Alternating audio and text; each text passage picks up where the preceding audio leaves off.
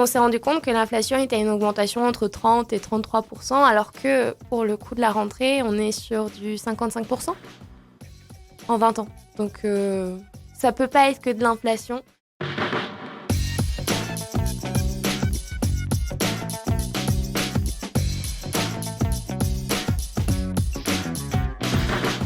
Ça représente quand même 72% d'un budget d'un étudiant entre le loyer avec toutes les charges, etc. et ensuite l'alimentaire. L'alimentaire, on est presque à 7% d'augmentation. C'est dû à l'inflation, certes, mais c'est dramatique pour le coup. On a regardé un petit peu quelles étaient les variations entre l'augmentation du coût de la rentrée depuis 20 ans et l'inflation, justement, parce qu'elle a quand même bon dos depuis bien longtemps. Et on s'est rendu compte que l'inflation était à une augmentation entre 30 et 33%, alors que pour le coût de la rentrée, on est sur du 55% en 20 ans. Donc ça peut pas être que de l'inflation.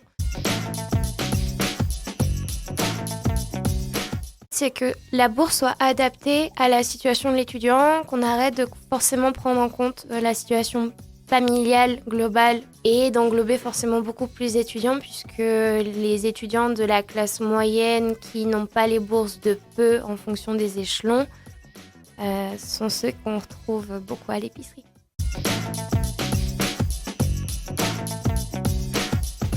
On ne se sent pas écouté, oui, parce que nous, on attend cette réforme des bourses, on attend éventuellement une allocation de rentrée étudiante, on attend beaucoup de choses. C'est compliqué de tout nous donner en même temps, mais on attend beaucoup de choses aussi.